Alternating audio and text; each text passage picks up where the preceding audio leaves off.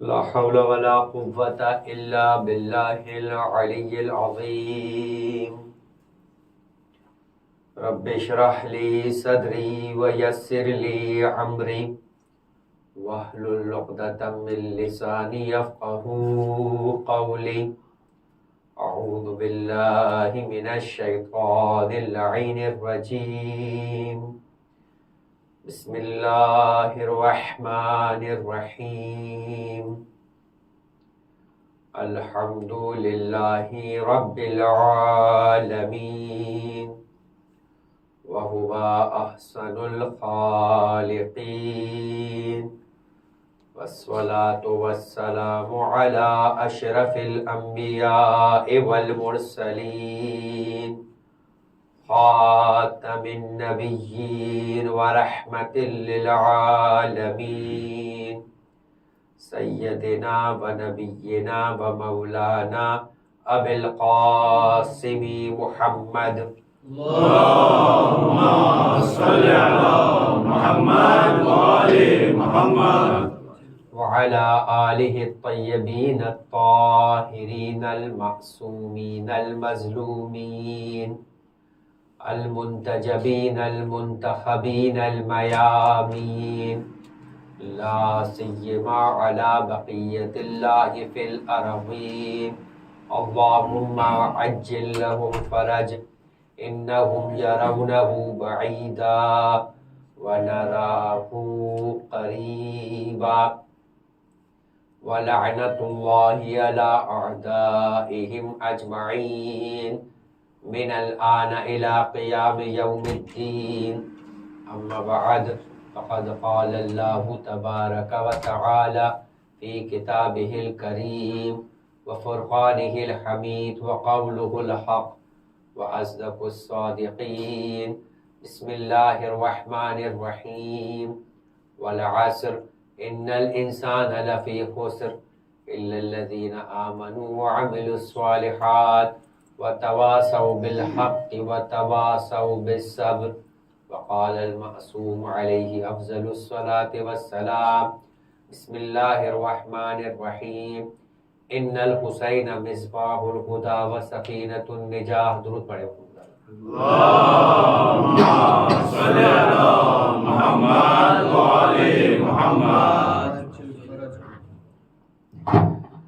عزیزان محترم، سعادت انسان کربلا کے آئینے میں قرآن اور اہل بیت علیہ السلام کی نگاہ میں، اس عنوان کے تحت آپ کی خدمت میں سورہ مبارکہ والعصر کی تلاوت کو بطور سرنامہ کلام پیش کیا جاتا رہا ہے، اور گفتگو کل اس مقام پر جا کر ہماری رکی تھی، اور یہیں سے کچھ اور مزید گزارشات کو پیش کر کے اپنے موضوع کو اتصال کرتے ہوئے گفتگو کو بڑھایا جائے گا. کل آپ کی خدمت میں عرض کیا کہ پروردگار عالم نے یہ ہم پر کرم کیا ہے اور یہ احسان کیا ہے. ایک باب ہے پورا علم کلام کے اندر. جس طریقے سے دنیا کے اندر انسان اپنی دنیاوی زندگی کو بہتر بنانے کے لیے تعلیم و تعلم کا ایک سلسلہ جاری کرتا ہے، اور پوری ایک ایجوکیشن کی فیلڈ ہے کہ جس کا مقصد یہ ہوتا ہے کہ انسان پہلے اپنی ابتدائی دور کے اوپر ایک جرنلائز قسم کی ایجوکیشن حاصل کرے، پھر چاہے وہ ڈاکٹر بننا چاہے، اکاؤنٹنٹ بننا چاہے، فائنینس کے ڈپارٹمنٹ میں کام کرنا چاہتا ہے، انجینئر بننا چاہتا ہے، اور انجینئرنگ کے پھر کسی بھی ڈپارٹمنٹ میں ہو، چاہے وہ سول انجینئر بننا چاہتا ہے، سافٹ ویئر انجینئر بننا چاہتا ہے، کسی بھی دنیا کی فیلڈ میں جانا چاہتا ہے، پہلے اپنے جرنلائز ایجوکیشن کو مکمل کرے. اور وہی جرنلائز ایجوکیشن ہے کہ جس کے ذریعے سے کسی بھی قوم کے بارے میں یہ فیصلہ ہوتا ہے کہ یہ لٹریٹ ہے، خواندہ ہے، ناخواندہ ہے. یعنی کم سے کم دنیا کے اعتبار سے وہ میٹرک تو کیا ہوا ہو کہ جس کے بارے میں یہ کہا جا سکے کہ وہ کسی بھی فیلڈ میں کوئی اسپیشل ایجوکیشن حاصل کرا ہے یا نہیں کیا ہے، لیکن کم سے کم اتنا ہے کہ اسے یہ کہا جائے کہ یہ پڑھا لکھا ہے اور دنیا کے اندر جاہلوں میں نہیں پڑھے لکھوں میں شمار ہوتا ہے. اور پھر دنیا کے اندر اس کا الگ الگ لیول ہے. کسی جگہ پہ بڑھ گئی ہے تعلیم، پہلے 8ویں کی تعلیم کہی جاتی تھی، پھر میٹرک کی تعلیم ہوئی، پھر انٹر کی تعلیم ہوئی، بعض ملکوں میں کرائٹیریا گریجویشن تک پہنچ گیا. تو اب کوئی بھی کرائٹیریا ہو مگر ایک جرنلائز ایجوکیشن کی عمر ہوتی ہے، اس کے بعد پھر اسپیشلائز ایجوکیشن کی عمر سٹارٹ ہوتی ہے. تو تو جب اسپیشلائز ایجوکیشن ہوتی ہے تو وہاں جانے کے بعد انسان مختلف ہوتا جاتا ہے، اس لیے کہ معاشرہ کبھی بھی ایک پروفیشن سے نہیں بنا کرتا. جب تک مختلف پروفیشن سے تعلق رکھنے والے افراد معاشرے میں نہیں ہوں گے تب تک سوسائٹی، جامع اور معاشرہ گرو نہیں کر پائے گا. اور آپ خود ہی دیکھیے کہ اس عمارت کے اندر بھی ہر چیز دیوار نہیں ہوتی، بنیادیں بھی اپنی جگہ ایک اہمیت رکھتی ہے، دیواریں اپنی جگہ ایک الگ اہمیت رکھتی ہے، چھتیں اپنی جگہ ایک الگ اہمیت رکھا کرتی ہے. انسانی معاشرے کے اندر بلکہ انسانی بدن میں دیکھیں، آنکھ اتنی ہی اہمیت کیوں نہ رکھتی ہو مگر پورا بدن آنکھ نہیں ہوا کرتا. لہذا کان کتنے ہی اہمیت کیوں نہ رکھتے ہو مگر پورے بدن کے اندر صرف کان ہی نہیں ہوا کرتا. اور اسی طریقے سے پیر کتنی ہی اہمیت کیوں نہ رکھتے ہو، پورا بدن پیر نہیں ہوا کرتا. جب تک سارے اعضاء و جوارے نہ ہو جائے تب تک انسان مکمل انسان نہیں بنتا. کوئی ایک عضو بھی نہ ہو چاہے وہ کتنا ہی چھوٹا کیوں نہ ہو، اس انسان کے نقص کے اندر اور اس انسان کے ناقص ہونے کے اندر وہ شامل ہوا کرتا ہے. لہذا آپ پوری اپنی باڈی کو دیکھ لیجئے اور تصور میں لے کر آئے کہ آپ کی ناک موجود نہیں ہے تو ادھر ہی سب بیٹھے ہوئے افراد ہوں گے، لگے گا کہ شاید ان کے درمیان کوئی ایلین آ چکا ہے. بھائی ایک ناک ہی تو نہیں ہے، پھر کیا پریشانی ہے؟ کہا نہیں، انسانی وجود کے اعتبار سے، اس کی شکل و صورت کے اعتبار سے انسان تبدیل ہو جائے گا. اور کچھ دیر کے لیے سمجھے کہ انسان کے کان ہی نہیں ہے. بھائی ایسے جانور بھی دنیا میں موجود ہیں جن کے کان باہر نہیں ہے، کان جسم کے اندر ہے. اگر آپ کے ہی کان ایسے ہو جائے تو آپ کو کیا تصور نظر آئے گا؟ تو عجیب ہے جب انسانوں کے درمیان بھی کوئی ایسا بچہ پیدا ہو جاتا ہے وہ خود بخود ناقص الخلقت کہا جاتا ہے. بس اسی طریقے سے جامع کے اندر بھی جب مختلف علوم سے تعلق رکھنے والے افراد موجود نہ ہوں گے اس جامع میں کسی نہ کسی اعتبار سے، سوسائٹی میں کسی نہ کسی اعتبار سے ڈس ایبلٹی ہوگی. وہ معاشرہ اس انداز سے گرو نہیں کرے گا، وہ محتاج ہو جائے گا دیگر معاشروں کا. لہٰذا وہی سوسائٹی سب سے زیادہ ڈیولپ سوسائٹی ہوتی ہے جس میں ہر فن سے تعلق رکھنے والا فرد اس گروہ میں موجود ہوتا ہے. عزیزان محترم، جس طریقے سے دنیاوی ایجوکیشن کا معاملہ ہے اسی طریقے سے دینی ایجوکیشن کے اندر بھی فقط ایک علم نہیں ہوا کرتا بلکہ علوم کی ایک پوری ترتیب ہے کہ جب تک وہ ساری ترتیبیں جمع نہ ہو جائے کوئی بھی مکمل طور پہ عالم نہیں بنا کرتا. ایسا ضرور ہوتا ہے کہ جب دنیا پہلے دور کے اندر آپ کو معلوم ہے کہ ڈاکٹر ہوتا تھا، وہ MBBS تھا، تو بس وہ ایک جنرلائز طریقے کی بیماری کا علاج کرتا تھا. مگر آج کی دنیا ترقی کر چکی ہے تو ہارٹ کا اسپیشلسٹ الگ ہو جائے گا، ENT کا اسپیشلسٹ الگ ہو جائے گا، چیسٹ کا اسپیشلسٹ الگ ہو جائے گا، لیور کا اسپیشلسٹ الگ ہوگا، آئی کا اسپیشلسٹ الگ ہوگا. بھائی پہلے تو فقط MBBS ہی ہوتا تھا، کا وہ دور الگ تھا جب جنرلائز ایجوکیشن کے ذریعے تک ہی معلومات تھی تو مسئلہ حل ہو جایا کرتا تھا. اب اسپیشلائزیشن کا دور آ چکا ہے، ایک ایک عضو کے اعتبار سے ایک الگ تعلیم یافتہ فرد کی ضرورت پیش آ چکی ہے. بس عزیزان محترم، پہلے مسجد کے اندر موجود ایک عام مولانا جو نماز پڑھایا کرتے تھے وہی پورے دین کی امامت سنبھالیا کرتے تھے. مگر جب دور آگے بڑھا اور علم میں ترقی ہوئی تو تفسیر کا علم الگ سے طے ہونا شروع ہوا، راوی کے طے کرنے کا علم الرجال الگ سے طے ہونا شروع ہوا، حدیث کے بارے میں گفتگو کا علم الحدیث ایک الگ طریقے سے بات ہونا شروع ہوئی، فقہ کے اندر گفتگو ہونے کے اعتبار سے علم الفقہ بننا شروع ہو گئی. یہ الگ الگ علوم میں جب اسپیشلائزیشن ہونا شروع ہوئی تو ایک علم ہے کہ جس علم کا نام ہے علم الکلام. اس کا کام ہے عقائد، آئیڈیالوجیز، بلیف سے متعلق علوم کے اوپر بحث کرنا. جب اس علم کی باری آئی تو وہاں جانے کے بعد ایک بحث آئی لطف خدا. ایک عنوان ہے، ایک بحث ہے لطف خدا. لطف خدا کا مطلب کیا ہے؟ ہمارا اور آپ کا وجود لطف خدا ہے. یعنی پروردگار عالم ایک صلاحیت رکھتا ہے کہ وہ خالق ہے، لیکن جب تک وہ کسی کو خلق نہیں کرے گا تب تک اس کی صفت ظاہر نہیں ہوگی. آپ کو اور ہمیں بنائے نہ بنائے وہ خالق ہے، آپ کو وہ بنائے نہ بنائے وہ مالک ہے، آپ کو اور ہمیں رزق دے نہ دے وہ رازق ہے. مگر جب تک مرزوق نہیں آئے گا رازق کی صفت رزق ظاہر نہیں ہوگی. مخلوق نہیں آئے گی تب تک صفت خالق ظاہر نہیں ہوگی. مملوک نہیں آئے گا تب تک صفت مالکیت نہیں آئے گی. مناجات امیر المومنین پڑھیے اور آپ اس نظر سے جا کے پڑھیے گا. ہر جگہ مولا فرمایا کرتے تھے کہ میں مملوک ہوں تو مالک ہے، میں مرزوق ہوں تو رازق ہے، میں ذلیل ہوں تو ہی عزت دینے والا ہے. یہ ساری صفتیں بیان کر کے بتایا کہ دیکھو یہ سب لطف خدا ہے. خدا محتاج نہیں تھا ہمارا، ہم محتاج ہیں خدا کے، لیکن جب تک ہم نہ ہوں گے خدا کی وہ صفت ظاہر نہیں ہوگی. لہذا عزیزان محترم یہ لطف خدا ہے کہ اس نے ہمیں بنا لیا. لیکن اس کے بعد پھر اگلا لطف ہے کہ جس کے اندر پروردگار عالم نے خود قرآن مجید میں فرمایا افحسبتم انما خلقناکم عبثا، کیا تم نے یہ گمان کر لیا ہے کہ تمہیں بیکار پیدا کیا گیا ہے اور تمہیں پیدا کرنے کا کوئی مقصد نہیں ہے؟ ایسا نہیں ہے، ہم نے تمہیں بنایا ہے اور ایک مقصد کے تحت بنایا ہے. اب اس مقصد کو بتانے کے لیے لطف خدا کا ہی سلسلہ ہے کہ اب وہ مقصد بتانے والا بھیجے گا. جب تک وہ مقصد بتانے والا نہیں بھیجے گا تب تک اس کا لطف کہ وہ ہماری ہدایت چاہتا ہے، ہمیں بیکار خلق نہیں کیا، وہ ظاہر نہیں ہوگا. اور اسی سلسلے کے تحت نبوت کا سلسلہ ہے.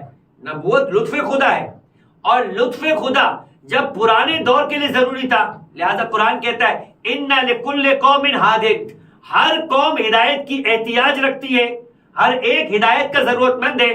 بھائی آدم کے زمانے کا آدمی بھی ہدایت کا محتاج تھا اور آج کے دور کا آدمی بھی ہدایت کا محتاج ہے، اس لیے کہ اسے بھی اپنے خالق کی رضا کے مطابق زندگی بسر کرنی تھی. آج کے فرد کو بھی اپنے خالق کی رضا کے مطابق زندگی بسر کرنی ہے. وہاں بھی خالق خود زمین پہ نہیں آیا، آج بھی خالق خود زمین پہ نہیں آئے گا، اس لیے کہ خالق وہ ہے جو جسم سے عاری ہے، جسم کا محتاج نہیں ہے، اور جسم ہونا یہ نقص ہے، لہذا یہ اس کی نسبت کمی نہیں ہے، یہ اس کی بلندی کی نشانی ہے کہ وہ نظر نہیں آ سکتا. ہم جسم و جسمانیت میں محدود ہے، ہمیں نظر آنے کے لیے، ہمیں اپنے وجود کے لیے اپنے ظاہری تقاضے کے تحت احتیاج ہے، مگر وہ جو لا مکان ہے، وہ کہ جو جسم کا محتاج نہیں ہے، وہ اپنے وجود کے لیے ہماری طرح کسی نقص کا پابند نہیں ہے، لہذا نقص کا پابند نہیں ہے تو ہمیں نظر بھی نہیں آتا. اور یہ بات تو واضح ہے، یہ عقیدہ ہماری بنیادی عقیدوں میں موجود ہے جو کسی کو سمجھ آتا ہے اور کسی کو سمجھ نہیں آتا ہے. لہذا اہل سنت کا امام اعظم جن کا نام ابو حنیفہ ہے، بیٹھا ہوا تھا بغداد کی ایک مسجد کے اندر اور کہنے لگا، گرچہ کہ یہ جملہ کہتا تھا، آپ نے کل کا جملہ سنا مامون کا 8ویں امام سے مخاطب ہو کر، کیا جملہ کہا تھا کہ وہ زمانہ نہ ہو کہ جس میں کوئی مشکل پیش آئے اور آپ میری مدد کو موجود نہ ہو. میں نے آپ سے کہا تھا کہ یہ جملہ ان کے نہیں ہے، ان کے روحانی آباء و اجداد نے بہت پہلے ہی کہہ دیا ہے کہ جب دوسرے نے کہا تھا مولا کائنات کو مخاطب کر کے کہ لولا علی لہلک فلاں، اے علی آپ نہ ہوتے تو میں ہلاک ہو جاتا. تو یہ فقط ان کے ظاہری خلفاء کی بات نہیں ہے، ان کے باطنی اماموں کی بھی یہی بات ہے.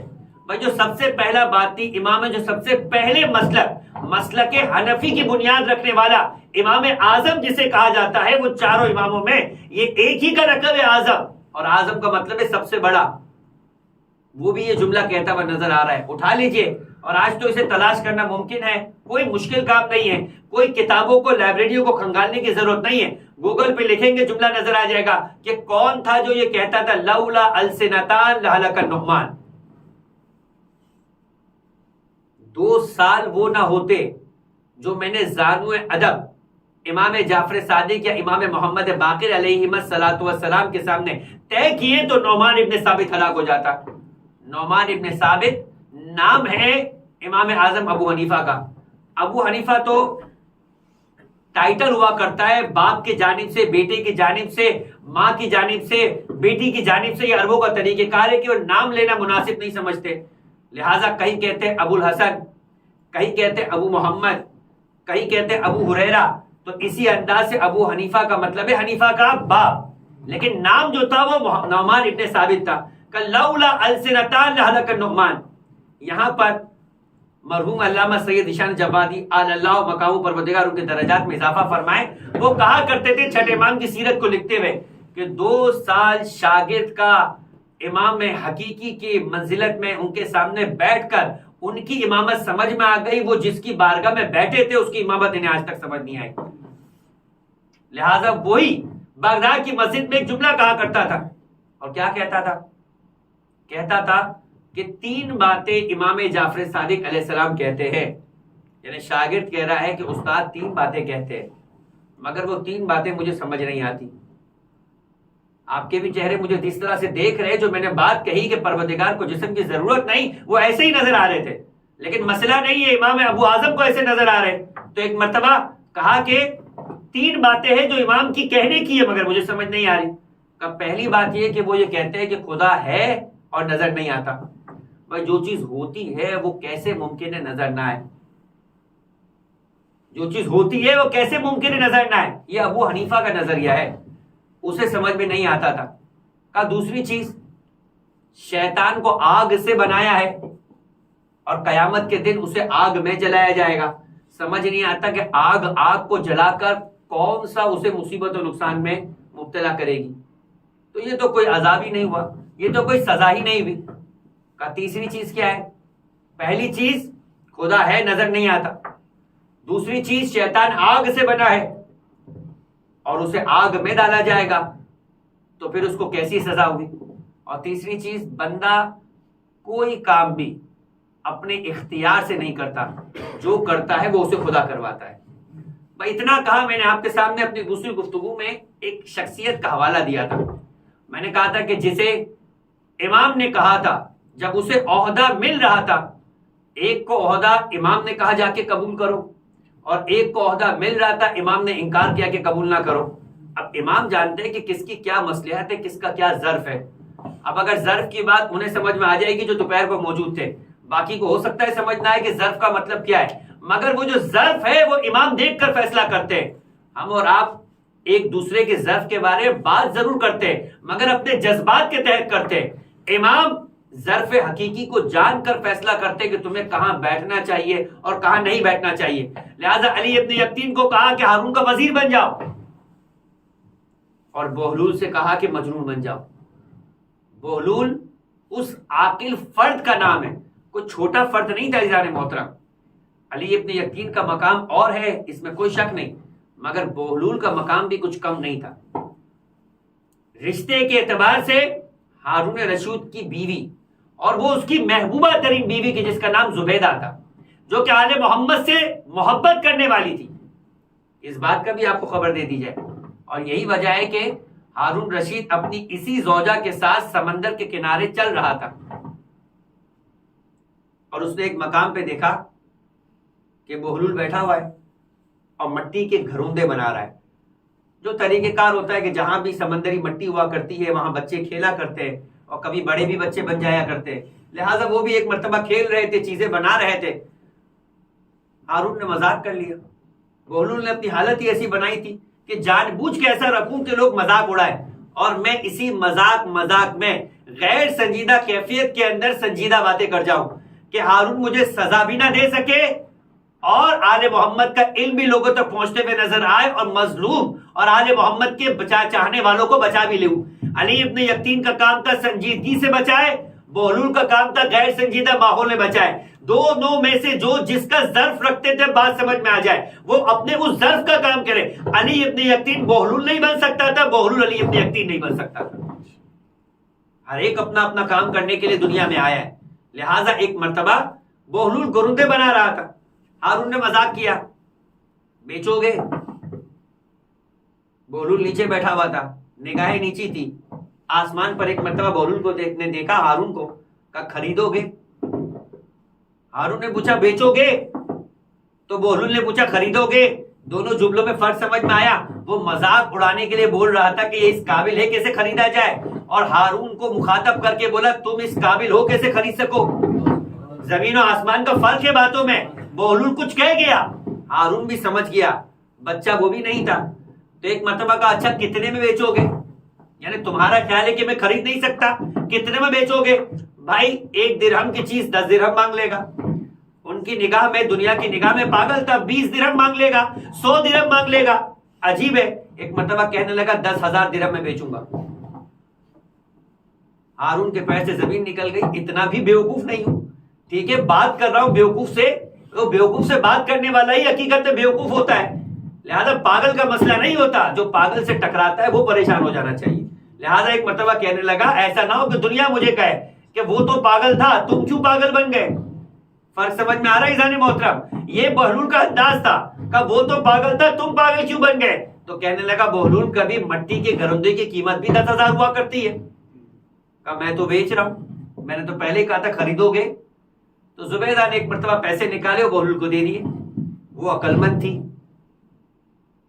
وہ عقلمند تھی، بہلول کی قدر و قیمت کو جانتی تھی اور یہ بھی سمجھتی تھی کہ ٹھیک ہے اگر اس کی قیمت نہیں بھی ہے تو اگر مانگ لیا ہے بہلول نے تو رقم دے دینی چاہیے. بس ایک مرتبہ رقم نکال کے دے دی. زبیدہ نے رقم دی, ہارون دیکھتا رہ گیا. مرد تو ہمیشہ دیکھتا رہتا ہے اس لیے کہ بیوی خرچ کروا دیا کرتی ہے, لہٰذا وہ بھی آگے نکل گیا. اب شادی کی ہے تو بھگتنا تو ہے, لہٰذا وہ آگے نکل گئے. دن گزر گیا, رات آ گئی.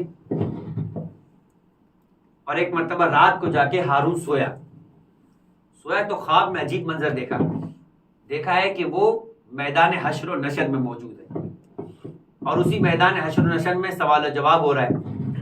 اور سوال و جواب ہونے کے بعد سب کے اعمال نامے پکڑائے جا رہے ہیں. بالکل اسی طریقے سے جس طرح اعمال نامے میں کچھ جزا نامہ ہوتا ہے, اس کے اندر جائیداد نامہ موجود تھا. کہا بھائی یہ جائیداد کس کی ہے؟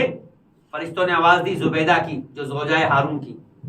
ہارون پریشان ہو گئے, زبیدہ نے ایسا کیا کام کیا اتنی بڑی جائیداد مل گئی؟ کہا بھئی یہ وہی جائیداد ہے جو بہلول سے زبیدہ نے خریدی تھی. ہارون کی آنکھ کھل گئی.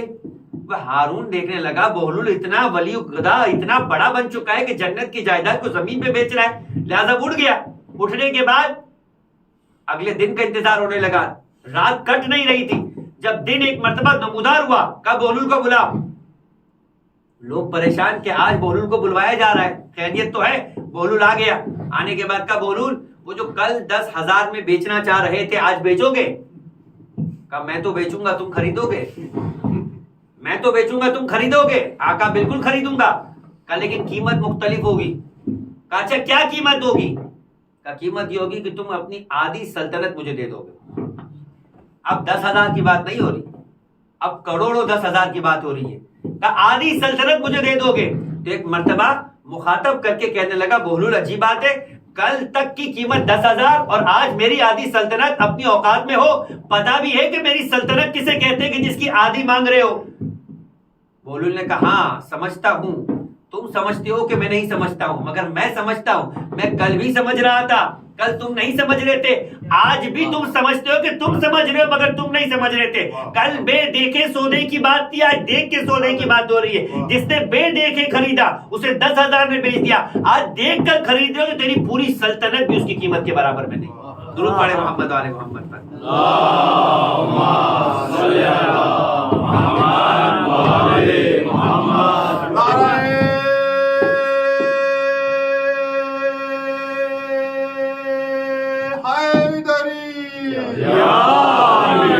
عزیزان محترم, تو بات ہماری چل رہی تھی ابو حنیفہ کے سوالات سے. 3 سوالات تھے. پہلا سوال یہ کہ سمجھ نہیں آتا کہ جو چیز ہوتی ہے وہ نظر آتی ہے, اور امام صادق علیہ السلام بھائی کہنے والے استاد ہیں, لہذا وہ کہہ رہے ہیں کہ یہ نہیں کہہ رہا کہ وہ غلط کہتے, اگرچہ کہ کہنا یہی چاہتا ہے کہ وہ غلط کہتے, مگر ایک انداز ہوتا ہے. کہنے لگا بھائی ان کی 3 باتیں مجھے سمجھ نہیں آتی. پہلی چیز یہ کہ ہمارا یہ کہنا ہے کہ جو چیز ہوتی ہے وہ نظر آتی ہے, اور ان کا کہنا ہے کہ خدا ہے مگر نظر نہیں آتا. دوسری چیز شیطان کو آگ سے بنایا ہے اور قیامت میں آگ میں جلایا جائے گا, یہ کیسی سزا ہے؟ یعنی انصاف نہیں ہے گویا. بھائی ان کا مسئلہ یہ تھا کہ ابتدا ہی سے ابلیس کا ماننے والا یہی کہتا تھا کہ خدا انصاف نہیں کرتا. بھائی آدم سے کہا, آدم کو کہا کہ سجدہ کرو, کا انصاف نہیں ہے. قابیل نے کہا کہ حابیل کا انتخاب کیا, کا انصاف نہیں ہے.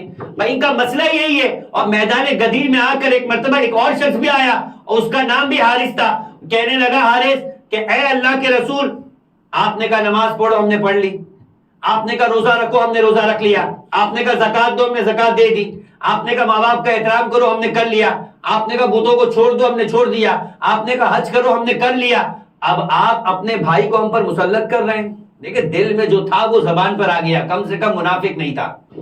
بہت سے ایسے تھے جو دل میں تھا وہ کہہ نہیں رہے تھے, حتیٰ کہ ہاتھ پر آ کر بیعت بھی کر رہے تھے, مکن بھی کہہ رہے تھے, مگر دل میں کچھ اور تھا. حارث دل کا صاف ستھرا تھا, یعنی کافر تھا, منافق نہیں تھا.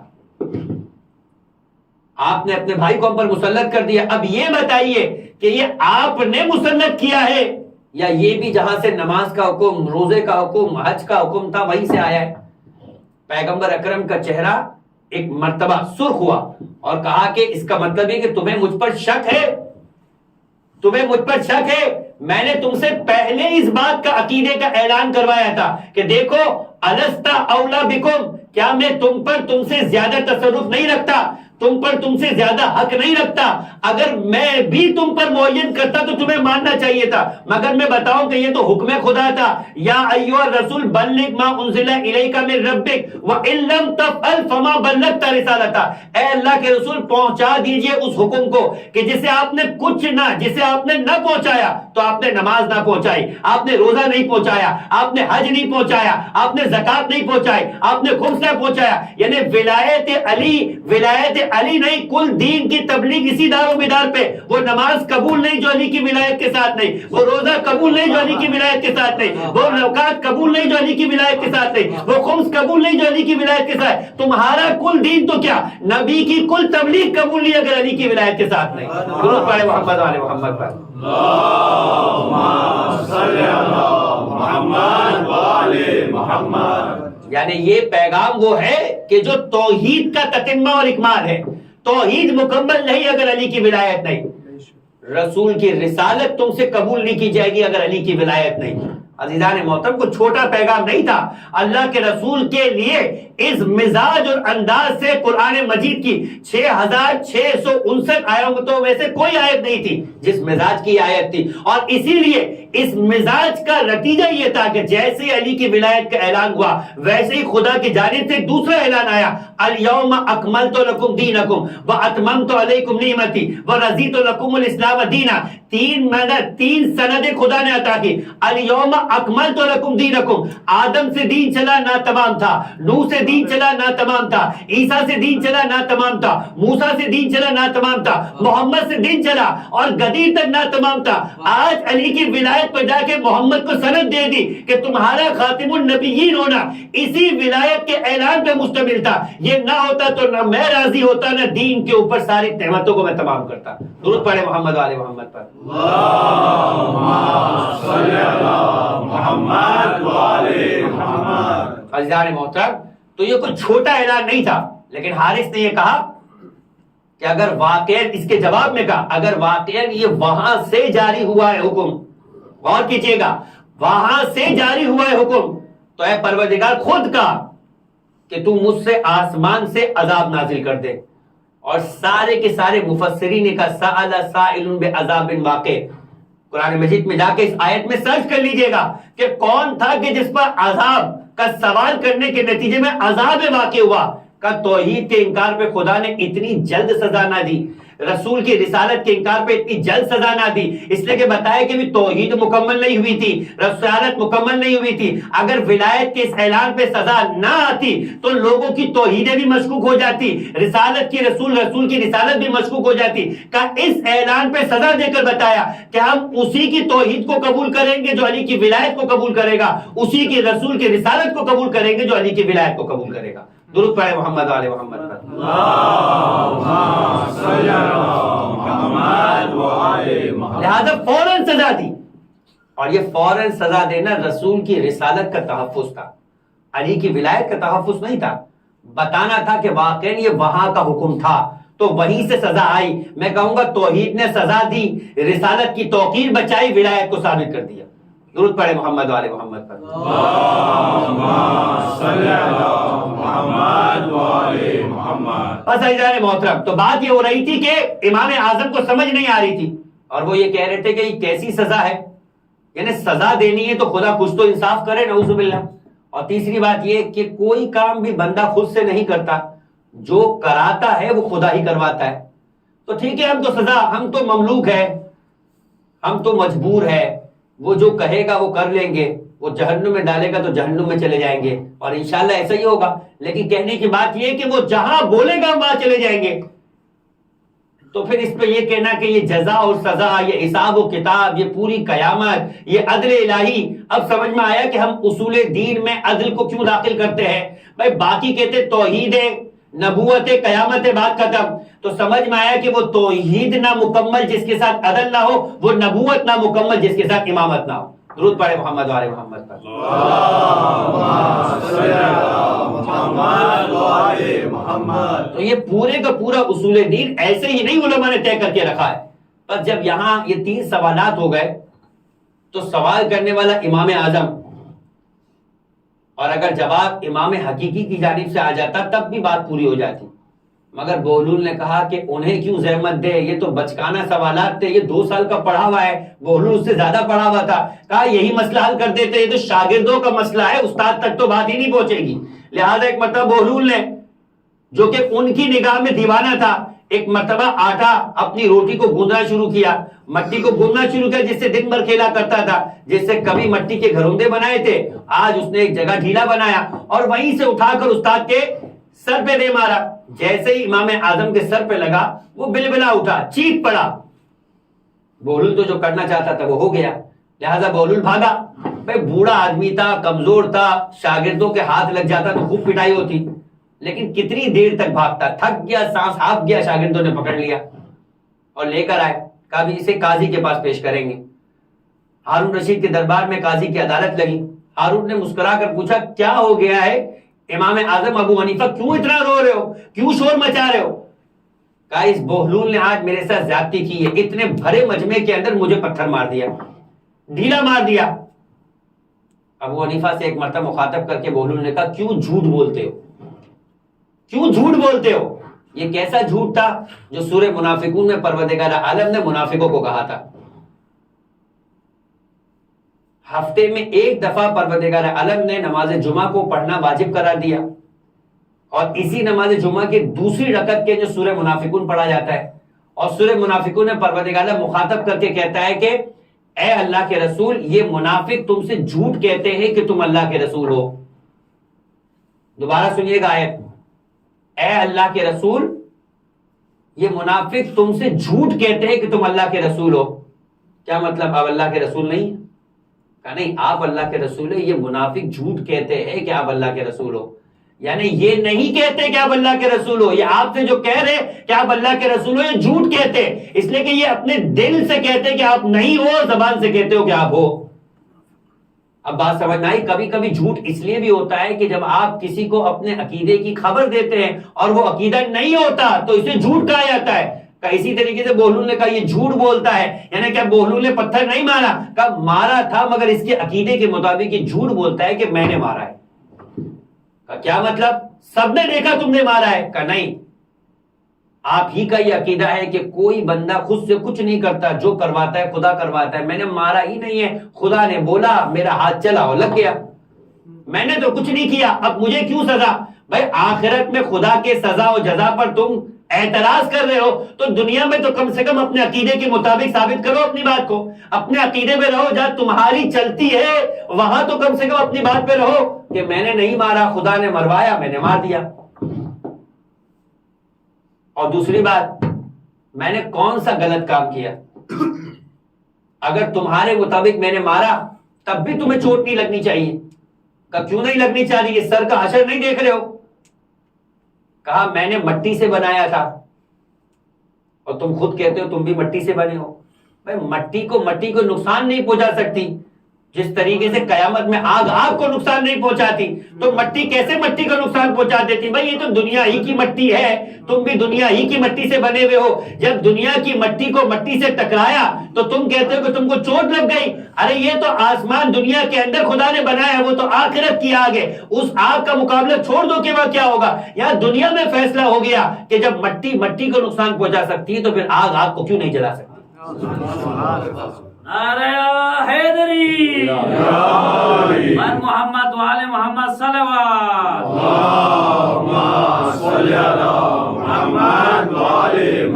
اور ایک آخری عقیدہ کہ جس سے ہماری اس گفتگو کو تمہید ملانے کے لیے اس واقعے کو پیش کیا، وہ یہ کہ تم کہتے ہو کہ جو چیز ہوتی ہے وہ نظر آتی ہے. یہی سے بات چلی تھی نا، میں نے آپ سے کہا تھا کہ خدا نظر نہیں آتا، یہ خدا کے وجود کا کمال ہے کہ خدا نظر نہیں آتا. ہمارے وجود کا نقص ہے کہ ہم نظر آتے ہیں. اسی لیے آج دنیا سائنس ترقی کر رہی ہے اور سوچ رہی کچھ ایسا بنائے کہ جس طریقے سے فیکس مشین کے ذریعے سے ادھر سے ادھر پیغامات چلے آتے، انسان بھی ادھر سے ادھر چلے جائے. پرابلم انسان کے وجود و مادے کی ہے. جب یہ مادہ ماورا ہو جاتا ہے تو آپ نے سنا ہوگا کہ وہ افراد ہے کہ جو یہاں سے بیٹھے بیٹھے طی الارض کا سفر کرتے پہنچ جاتے, وہ اپنے وجود کو مادے سے ماورا بناتے اور پھر اس کا مطلب سفر کرتے ہوئے نظر آتے. تو ایک خاکی وجود اگر یہ کمال رکھے کہ اپنے آپ کو مادے سے آزاد کر کے ہزاروں کلومیٹر دور کا سفر طے کرے, تو سوچئے کہ اس خاکی وجود کو بنانے والا جو جسم سے آری ہے اسے جسم کی کیوں ضرورت پیش آئے گی. عزیزان محترم, لہٰذا ایک مرتبہ جو اس نے کہا کہ جو ہوتا ہے وہ نظر آتا ہے, کہا تم کہہ رہے ہو کہ تمہیں درد ہے, ذرا دکھاؤ تو صحیح وہ کہاں ہے, ہمیں بھی تو نظر آئے, میں بھی دیکھوں, ہارون بھی دیکھے, قاضی بھی دیکھے, فیصلہ تو کرے بھائی وہ درد کیا ہے جو تمہیں ہو رہا ہے. درد بھی بھلا نظر آتا ہے, تم ہی تو کہتے ہو جو ہوتا ہے وہ نظر آتا ہے. تو سمجھ میں آ گیا تمہارے وجود کا درد ہے جو نظر نہیں آ رہا, اور اس پوری کائنات کا چلانے والا ہے وہ نظر نہیں آ رہا, تو اعتراض ہو رہا ہے. عزیزان محترم, اس انداز سے بہلول نے, میں نے آپ سے کہا کہ بظاہر یہ دیوانہ تھا مگر یہ ظرف رکھتا تھا ظرافت کا. یہ دونوں الگ الگ ظرف ہیں. یہ ظرافت ہے ظریف سے, جس کا مطلب ہے مزاج کے, جس کے اندر ہلکی پھلکے انداز میں مذاق کرتے کرتے بات کو پہنچا دینا. تو یہ بہلول کا مزاج تھا کہ ظرافت رکھتا تھا تو اسے ظرف دیا کہ بھائی تم مجنون بن کے کام کرتا بنا نظر آ. جہاں جہاں پر ایسے لوگ جو سنجیدہ لوگوں سے سنبھلے نہ جا رہے ہو, وہاں بہلول اپنی اسی ہرا کے لائٹر موڈ کے ذریعے سے باتوں کو حل کرتا ہوا نظر آئے. درود پڑھے محمد والے محمد پر.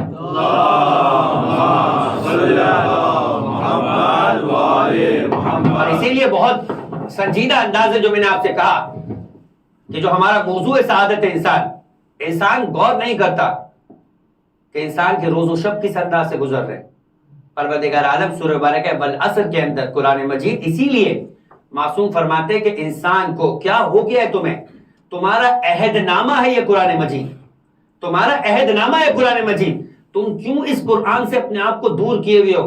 کیوں تمہاری قوم میں, یعنی قرآن مجید سورہ مبارکہ فرقان کے اندر خدا نے کہا قال الرسول, خدا کا رسول یعنی پیغمبر قیامت میں کہے گا, خدا نہ کرے کہ وہ ہمارے بارے میں ہی کہے, کیا کہا قال الرسول انا قومی ھذا, یہ جو میری قوم ہے اس نے قرآن کو متروک کر دیا, اس نے قرآن کو چھوڑ دیا.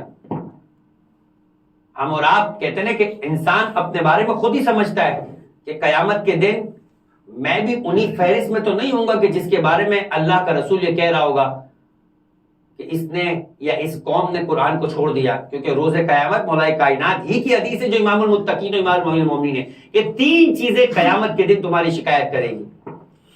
تین چیزیں قیامت کے دن تمہاری شکایت کرے گی. ایک, اگر تمہارے محلے میں مسجد ہے اور ویران ہے, وہاں کوئی نماز پڑھنے نہیں جاتا, تو روز قیامت کو خدا کا گھر شکوہ کرے گا کہ میں محلے میں موجود تھی اور مجھے بے آباد اور بے ویران رکھا گیا. دوسری چیز کہ اگر تمہارے محلے میں کوئی دین کا پڑھا لکھا عالم موجود ہو اور تم دین کے مسائل میں مبتلا بھی ہو مگر جا کر اپنے مسائل کو اس سے نہیں پوچھتے ہو, تو قیامت کے دن وہ بھی سوال کرے گا, کہے گا پروردگار عالم میں موجود تھا, میں نے اس فیلڈ میں اسپیشلائزیشن کی تھی مگر یہ مجھ سے کوئی سوالات نہیں کرتے تھے. اور تیسری چیز کا قرآن قیامت کے دن شکوہ کرے گا کہ میں گھر میں موجود تھا مگر یہ مجھے اٹھا کر نہیں پڑھا کرتے تھے. اے خدا تیرے کلام کو انہوں نے بے وقعت سمجھا اور اس قابل نہیں سمجھا کہ اپنی زندگی میں کبھی اٹھا کر پڑھے. جنہیں پل پل کے اندر خبروں سے آگاہ رہنے کا شوق ہوتا ہے وہ خدا کی خبر کے بارے میں بالکل بے آگاہی رکھ رہے ہوتے ہیں اور اس کلام کو نعوذ باللہ اس قابل نہیں سمجھتے کہ یہ کوئی کلام ہے پڑھنے کا. آج تو ہم بہت جدید آگے دنیا گزار چکے, یہ قرآن تو 1400 سال پہلے نعوذ باللہ اترا تھا, اس میں آج ہماری کیا ہدایت ہوگی. اور وہ قیامت کے دن قرآن شکایت کرے گا اس بے عقیدگی کی, اس بے اعمالی کی کہ یہ ایسا سمجھتے تھے تبھی تو نہیں پڑھا, جب یہ تیرے کلام کو اس لائق نہیں سمجھتے تو پھر یہ تیری جنت میں جانے کا کیوں حقدار ہو گئے. اور قاری قرآن سے خدا الگ انداز سے مخاطب کرے گا, جو پڑھتا تھا اسے کیا ہوگا. یہ پیغمبر کی روایت ہے, فرمایا قاری قرآن کو کہا جائے گا تو قرآن کی تلاوت کرتے جا اور جس قدر تجھے تلاوت کرنے کا حق ہے, جس قدر تو تلاوت کر سکتا ہے, اتنے تیرے جنت میں درجات بڑھتے جائیں گے. یہ قاری قرآن کو جو ملے گا. اور یہی وجہ ہے جس مولا و آقا کا فرش عذاب بچھا رہے ہیں خود انہی کی سیرت کو دیکھ لیجئے.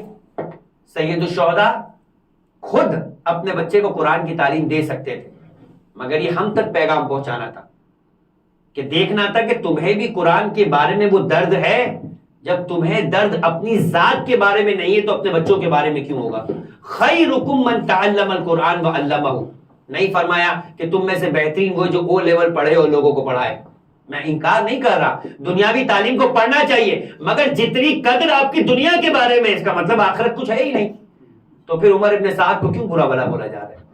اس نے درست فیصلہ کیا. وہ بھی دنیا ہی بنانا چاہتا تھا، آخرت کے بارے میں تو کہہ رہا ہے کہ وہ سودا ہی قرض کا سودا ہے، ادھار کا سودا ہے، معلوم ہی نہیں کہ ہوگا بھی یا نہیں ہوگا. ہوگا تو پھر کیا ہوگا یہ تو نظر آ رہا ہے کہ حکومت ہے. خیرکم من تعلم القرآن وعلمہ. کیا مطلب ہے؟ تم میں سے بہترین وہ ہے جو اے لیولز کرے اور پڑھوائے. میں یہ بھی نہیں کہہ رہا تم میں سے بہترین وہ جو کیمبرج میں رہے اور کیمبرج پڑھائے. تم میں سے بہترین وہ ہے کہ جو اپنے بچوں کو اسٹیٹس بھیجے، مغرب بھیجے، اور اس سے پہلے خود جائے.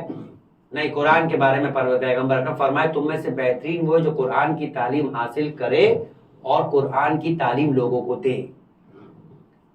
باقی سارے کام کرے جو حلال کی حدود میں ہو، لیکن بہترین نہیں ہے ہمارے اور آپ کے نبی کی نگاہ میں کہ جس کے خاطر یہ کائنات بنی، جو مخلوقات میں جس سے بڑھ کر کوئی نہیں ہے، جو ہم سب کے سر کا تاج ہے. وہ کہہ رہا ہے کہ تم میں سے بہترین وہ ہے جو قرآن کی تعلیم حاصل کرے اور قرآن کی تعلیم دے. قرآن کی تعلیم عزیزان محترم اس کا اچھا پڑھنا نہیں ہے، یہ پہلا بنیاد ہے، یہ پہلی بنیاد ہے کہ اسے پڑھے بغیر اس کی تعلیم حاصل نہیں ہوگی. کم سے کم صحیح پڑھنا آتا ہو، پھر اس کے بعد اگلا مرحلہ ہے کہ سمجھ میں بھی آتا ہو. آپ کو اے آ با کا ڈا اے بی سی ڈی سکھائی جاتی ہے تو کیوں سکھائی جاتی ہے؟ اس کے بعد آپ کو کنورسیشن کی کیفیت پیدا ہو، اس کے بعد آپ بک ریڈنگ کر سکے. جب بک ریڈنگ کی کیفیت آئے گی تو پھر سائنس سمجھ میں آئے گی، پھر میتھمیٹکس سمجھ میں آئے گی، پھر سوشل اسٹڈیز سمجھ میں آئے گی، پھر ہسٹری پڑھتے ہوئے نظر آئیں گے. جس نے آ با کا ڈا ہی نہیں پڑھا اے بی سی ڈی، وہ آگے کہاں سے بڑھتا ہوا نظر آئے گا؟ کا سب سے پہلی منزل یہ کہ تم قرآن کو صحیح پڑھنا سیکھو، اس کے بعد کی منزل ہے کہ قرآن کو سمجھنا سیکھو. اور آج کی دنیا میں جب ہر چیز آسان ہو چکی ہے، ہزاروں کلومیٹر دور بیٹھ کے آن لائن طریقے سے انسان پڑھ سکتا ہے، تو ہم اور آپ کو پھر سوچنا چاہیے کہ اگر ہماری تلاوت درست نہیں ہے، ہماری عربی درست نہیں ہے، ہم یہ چیزیں صحیح نہیں پڑھ سکتے، تو کیوں کسی کو ارینج نہ کرے اور ہفتے میں 2 دن صحیح کسی قاری قرآن کے سامنے آن لائن بیٹھ کر اپنی اس قرات کو درست کرے. کم سے کم جب قیامت کے دن خدا کے سامنے حاضر ہو تو سر جھکاوا نہیں ہو، اتنا ہو کہ ہمیں قرآن سے ہی پڑھنا آتا ہے. اور یقین جانیے جس باپ کو قرآن صحیح پڑھنا چاہتا ہے وہی حق رکھتا ہے کہ اپنی اولاد کو صحیح پڑھوائے. جس کلام کو خود اہمیت نہیں دی، جس بات کو خود اہمیت نہیں دی، تو پھر کیسے توقع رکھتے ہیں کہ بچہ بھی آپ کو جس کام کو ہم صحیح نہیں سمجھتے یا اہم نہیں سمجھتے، اس کی توقع مت رکھیے کہ آپ کی اولاد بھی اسے صحیح سمجھے گی یا اس کی اہمیت کے قائل ہوگی. لہذا عزیزان محترم یہ سلسلہ ہے کہ جو ہم غیر اہم سمجھنے کا چلا رہے، اس کے بعد کی بات آئے گی کہ ہماری نمازیں صحیح ہے یا نہیں، ہمارا حج صحیح ہے یا نہیں، ہمارا عمرہ صحیح ہے یا نہیں. سب سے پہلے ہم اس منزل کے اوپر تو طے کریں کہ ہماری تلاوت صحیح ہے یا نہیں. اور یہی وجہ ہے، یعنی دیکھ کر قرآن پڑھنے کی فضیلت کیا ہے کہ راوی آ کر امام سے پوچھتا ہے کہ فرزند رسول میں نے قرآن حفظ کر لیا، فرزند رسول میں نے قرآن حفظ کر لیا، اب آپ بتائیے کہ میں دیکھ کر پڑھوں یا اپنے حافظے سے پڑھ لوں؟ آپ کہیں گے یہ بھی کوئی سوال ہے؟ یہ تو بچکانا سوال ہے. آپ اور میں دعائیں یاد ہو جاتی ہے، پھر کوئی اٹھا کے مفاتیح پڑھتا ہے، پھر کوئی تعقیبات نکال کے پڑھتا ہے، پھر کوئی موبائل کھول کے پڑھتا ہے. بھائی یاد ہے آپ کو دعائیں، جو دعائیں یاد ہے وہ انسان اپنے حافظے کی بنیاد پہ پڑھتا ہے. تو اس نے بھی سوال کر لیا. امام کو کہنا چاہیے تھا عجیب بچکانا سوال ہے، جب یاد کر ہی لیا ہے، جب یاد کر ہی لیا ہے تو اپنے حافظے سے پڑھو. نہیں عزیزان محترم، بچے ہم ہیں، وہ صاحب یا وہ صحابی بچہ نہیں تھا، وہ جانتا تھا اور اپنی تصدیق کروانا چاہتا تھا امام سے. امام نے کہا نہیں، حافظہ یعنی حفظ کے ذریعے سے یاد کر لینا اور ہے، قرآن پھر بھی تم دیکھ کر پڑھا کرو. غور کیجئے گا، قرآن پھر بھی تم دیکھ کے پڑھا کرو، اس لیے کہ قرآن کو یاد کرنا اور ہے، قرآن کی تلاوت کرنا اور ہے. تلاوت کے لیے جب تم قرآن پہ نظر کرو گے تو پڑھنے کا ثواب بھی ملے گا، دیکھنے کا ثواب بھی ملے گا. عزیزان محترم قرآن ایک الگ قسم کی ہے، اسی لیے یہ فضیلت یا کعبے کو ملی ہے یا قرآن کو ملی ہے یا علی کو ملی ہے. فرمایا کہ دیکھو بھائی، جب آپ تم کعبے کے پاس بیٹھ جاؤ تو اگر کچھ نہ کرو، یعنی طواف بھی نہ کرو، تلاوت بھی نہ کرو، دعا بھی نہ کرو، سجدہ بھی نہ کرو، نماز بھی نہ پڑھو، صرف کعبے کو دیکھو، النظر الی الکعبہ عبادت، کہا کعبے کو دیکھنا بھی عبادت ہے، قرآن کو دیکھنا بھی عبادت ہے، مگر ایک فرق ہو گیا، کہا علی کا ذکر کرنا بھی عبادت ہے، لیکن ایک بات یاد رکھو، تم قرآن قرآن قرآن کہو گے تمہیں ثواب نہیں ملے گا، کعبہ کعبہ کہو گے تمہیں ثواب نہیں ملے گا، ایک رتبہ علی بڑھ گئے، مگر علی علی علی کہو گے تمہیں ثواب ملے گا، اس لیے کہ علی کا نام لینا بھی عبادت ہے، علی کو دیکھنا بھی عبادت ہے، علی کا ذکر کرنا بھی عبادت ہے۔ درود پڑھیں محمد وآل محمد پر۔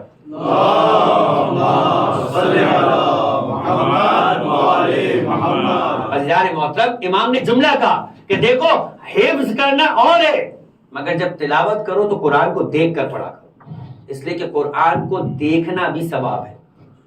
اگر تم پڑھو نہ بھی مگر تمہارے سامنے کلام ہو، یہ اس کلام سے رشتہ جوڑنے کے لیے پروردگار عالم نے اس کی عظمت اتنی بیان کی کہ دیکھو اگر کوئی جگہ ایسی ہو، کوئی عمر ایسی ہو، کوئی کیفیت ایسی ہو جائے کہ تمہیں قرآن پڑھنا نہیں آتا، تب بھی بہانہ نہ بنانا کہ ہمیں قرآن پڑھنا نہیں آتا تھا، اٹھا کر کیا کرتے تھے، کہ اس کلام کو صرف دیکھو گے، اس کا دیکھنا بھی تمہیں ثواب اور اس کا دیکھنا بھی تمہارے تعلق کو جوڑے گا۔ جب روز دیکھو گے تو دل میں ایک تشنگی محسوس ہوگی، ایک کمی محسوس ہوگی کہ کاش کہ اس کو پڑھنا سیکھ لیتا، اور آج کے دور میں تو قیامت میں زیادہ سوال ہوگا، اب تمہارا بہانہ نہیں رہا کہ کوئی قاری نہیں ہے، کوئی سکھانے والا نہیں ہے، دنیا کے سارے کام آن لائن ہو سکتے تھے تو اس کام کو بھی آن لائن کر لینا تھا، قیامت کے دن یہ بہانہ کم سے کم اس دور والوں کے لیے قبول نہیں ہوگا۔ اور پھر ایک آخری بات، منزل مسائب پہ آ جاؤ، کہ ایک عجیب جملہ کا امام، اور اسے اپنے پلو باندھ لیجئے گا، فرمایا کہ دیکھو جو دیکھ کر قرآن پڑھا کرتا ہے، غور کیجئے گا، جو دیکھ کر قرآن پڑھا کرتا ہے، امام صادق علیہ السلام کی روایت ہے، درود پڑھے ایک مرتبہ محمد،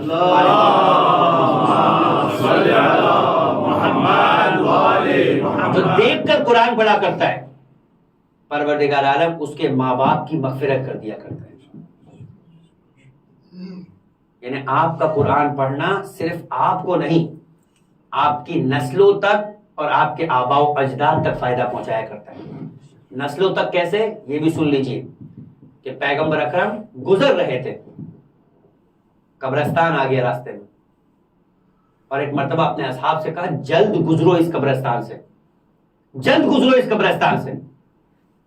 اصحاب، پیغمبر کا حکم تھا لہذا فوراً نکل پڑے، قبرستان کراس کر لیا۔ جب سفر سے واپس آ رہے تھے تو اب تو پیغمبر کو کہنے کی ضرورت نہیں ہونی چاہیے تھی، لوگ تیزی سے خود ہی گزرنے شروع ہو گئے، ویسے بھی وہ ہمیشہ تیزی سے گزر جاتے تھے، چھوڑ دیا کرتے تھے، پیغمبر پیچھے وہ آگے ہوا کرتے تھے۔ پیغمبر نے کہا نہیں، اب ٹھہر جاؤ، اب ٹھہر جاؤ۔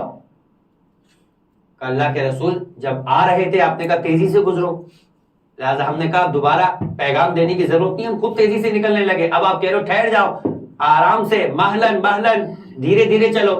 کہ یہ کیا وجہ ہے، قبرستان تو وہی ہے، آپ بھی وہی ہے، کیا فرق آ گیا یہاں پر؟ کہا کہ پہلے جب ہم اس قبرستان سے گزر رہے تھے تو صاحب قبر پہ عذاب ہو رہا تھا، صاحب قبر پہ عذاب ہو رہا تھا، لہذا میں نے تمہیں یہاں سے جلد گزرنے کو بولا کہ جب خدا کا غضب کسی جگہ پر ہو رہا ہو تو اپنے آپ کو اس سے دور کر لیا کرو، کیونکہ غضب کے مقام پہ رہنے والا بھی غضب کا شکار ہو سکتا ہے۔ لیکن اب جب تم آ رہے ہو تو صاحب قبر پر رحمت ہو رہی، یہ تو بتا دیا پیغمبر نے، وجہ سمجھ میں آ گئی۔ اللہ کے رسول لیکن یہ تو معلوم ہو کہ پہلے عذاب کیوں اور اب رحمت کیوں، یہ اتنی جلدی فیصلہ تبدیل ہو گیا؟ تو بہت تاخیر نہیں ہوئی اور یہ قبر میں موجود ہے، اس کا مطلب یہ کہ سلسلہ اعمال ختم ہو چکے، اب اس نے کون سے عمل میں ایسی تبدیلی آ گئی، یا پچھلا جو کام تھا اس کی سزا کا ٹائم پیریڈ ختم ہو گیا، ایکسپائری ہو گئی، اب نیا عمل کا سلسلہ شروع ہو گئی؟ کہ نہیں، جب پہلے ہم یہاں سے گزر رہے تھے تب بھی یہ وہی صاحب قبر تھا جس پہ عذاب ہو رہا تھا اور عذاب ہونا چاہیے تھا، اب جب آئے ہیں تب بھی وہی صاحب قبر ہے اور اپنے اعمال کی کیفیت پہ عذاب ملنا چاہیے تھا، مگر خدا نے اپنے فیصلے کو تبدیل کر دیا۔ کہ اس فیصلے کی تبدیلی کا سبب کیا ہے؟ آپ سنیے گا وہی آیت کہ خیرکم من تعلم القرآن وعلمہ، فرمایا کہ جب ہم یہاں سے گزر رہے تھے تب اس صاحب قبر پہ اپنے اعمال کی بنا پر جو کہ دنیا میں غلط انجام دیے تھے سزا ہو رہی تھی، مگر جب ہم اپنے سفر پہ گئے اور واپس آئے، اس مدت کے دوران اس کا ایک بچہ تھا جو اس کی زوجہ لے کر چلی مدرسے میں، اور لے جانے کے بعد اس عالم کے سامنے، اس قاری قرآن کے سامنے بٹھایا، بس جیسے ہی اس نے کہا کہ پڑھو بسم اللہ الرحمن الرحیم، اور بچے نے کہا بسم اللہ الرحمن الرحیم، تو خدا نے اپنے فرشتوں پر کہا کہ مجھے شرم محسوس ہوتی ہے کہ جس کے بچے کی زبان سے میرے لیے لفظ رحمان اور رحیم ادا ہو جائے، میں اس کے باپ پر عذاب کا سلسلہ جاری رکھوں، اس لیے میں نے فیصلہ کیا کہ میں اس پر عذاب کا سلسلہ روک دوں۔ عزیزان محترم، یہ ہے قرآن کی تلاوت کا اثر، اور اگر نسلوں میں منتقل ہو جائے تو پھر ہماری قبروں پر اس کا اثر۔ عزیزان محترم، آج جس رات میں جس صحابی کا تذکرہ ہے اور جس ناصر حسین کا تذکرہ ہے، اصحاب حسین کی قربانی کا سلسلہ اور ان کے دن شروع ہو چکے، لیکن آج جس صحابی کی شہادت کا تذکرہ ہے اس کے بارے میں تاریخ کے 2 جملے بڑے عجیب ہیں۔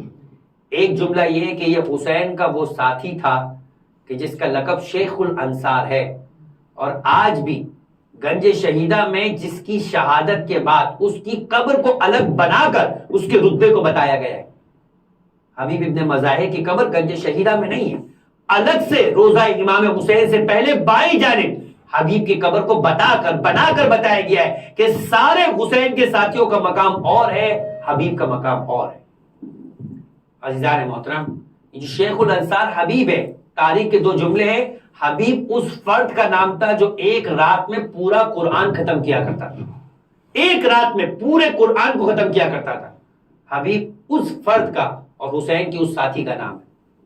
اور دوسری خصوصیت کیا ہے حبیب کی؟ کہ حبیب وہ ہے کہ اس بھری دنیا میں شہزادی زینب نے جب اپنے ماجائے سے یہ کہا کہ کوئی نہیں ہے حسین جو تیری مدد کو کربلا پہنچے، 2 محرم کو شہزادی دیکھ رہی کہ حسین اپنے مختصر سے قافلے کے ساتھ کربلا کے سرزمین پر آ گئے۔ اس وقت بھی حر کے رسالے کی تعداد 1000 تھی، یہ 1000 پھر بھی وہ تعداد تھی کہ زہیر ابن قین نے جب پہلی مرتبہ حر کا رسالہ آیا تو ایک جملہ کہا تھا۔ مقطع یہ بتاتا ہے کہ امام حسین کو مخاطب کر کے کہا، مولا ابھی حکم دیجئے، 1000 سے لڑنا آسان ہے، اکیلا زہیر یہ قدرت رکھتا تھا کہ 1000 کے رسالے سے لڑنے کے لیے حسین کو مشورہ دے رہا ہے، پھر بتائیے علی اکبر کی قدرت کیا ہوگی، پھر بتائیے عباس کی قدرت کیا ہوگی، پھر یہ بتائیے کہ قاسم کی اور محمد کی قدرت کیا ہوگی۔ لیکن زینب دیکھ رہی ہے کہ اب یہ 1000 نہیں رہے، بلکہ 3 محرم کو 4000 کی تعداد ہوئی، 5 محرم کو پھر 4000 کی تعداد ہوئی، 6 محرم کو پھر 4000 کی تعداد ہوئی۔ کبھی شمری سے جوشن آ رہا ہے، کبھی عمر ابن سعد آ رہا ہے، کبھی عمر ابن حجاج آ رہا ہے، کبھی سنان ابن حنس آ رہا ہے، ہر ایک 4000 کی، 5000 کی، 6000 کی فوج کے ساتھ آ رہا ہے۔ فوجوں کی تعداد میں اضافہ ہو رہا ہے، مگر کوئی نہیں ہے بھری دنیا میں جو نواسے رسول کی مدد کو پہنچے۔ ارے یہ پوری دنیا جس کی محبت میں خدا نے خلق کر دی، وہ حسین تنہا نظر آ رہے ہیں۔ بس ایک مرتبہ ماجائے سے اور زینب نے بلوا کر کہا کہ اے میرے حسین، کیا پوری دنیا میں کوئی نہیں ہے کہ جو تیرا بھی ہو، تیرے بلانے پہ آ جائے؟ بس ایک مرتبہ حبیب کا تصور حسین کے ذہن میں آیا اور قاصد کو روانہ کیا۔ کہتے حبیب کوفہ میں تھے اور ایک مرتبہ قبیلے نے چھپا کے رکھا تھا، حبیب واقف نہیں تھے کہ حسین کربلا پہنچ چکے ہیں، بنت رسول کے ساتھ دشمنوں کے اعداء کے نرگے میں ہے۔ بس ایک مرتبہ حبیب اپنی زوجہ کے ساتھ کھانا کھا رہے تھے، بس حسین کے رونے والوں ایک مرتبہ حبیب کے ہاتھ سے نوالا گرا۔ عربوں میں یہ اس بات سے فال لیا جاتا تھا کہ کوئی کریم ہے کہ جو تمہیں یاد کر رہا ہے۔ بس ایک مرتبہ حبیب کی بیوی کے ساتھ بے ساختہ نکلا، حبیب لگتا ہے کہ کوئی کریم مشکل میں ہے اور تمہیں یاد کر رہا ہے۔ ابھی حبیب نہیں جانتے تھے، حبیب کی زوجہ باخبر نہیں تھی کہ دروازے پہ دستک ہوئی۔ حبیب نے پوچھا مان کون ہے؟ کہا نا برید الحسین، میں حسین کا قاصد ہوں، کربلا سے چلا ہوں، حبیب تمہارے لیے پیغام لے کر آیا ہوں۔ حبیب نے کھانا چھوڑا اور کہا کہ صدقت الحرہ، اے شریف زادی تو نے کتنا سچ کہا تھا، تیرے منہ سے جملہ نکلا، کریم ابن کریم حسین کا قاصد آ گیا۔ دربار پہ دروازے پر بھاگتے ہوئے گئے، ایک مرتبہ قاصد سے خط لیا، کبھی اپنے سر پہ رکھتے تھے، کبھی لبوں سے چومتے تھے۔ ایک مرتبہ خط کو کھولا، حبیب سے صبر نہیں ہوا کہ زوجہ زوجہ کے پاس جا کر خط پڑھے. بس جب خط دیکھا تو جملہ تھا من الحسین ابن علی الى رجل فقی.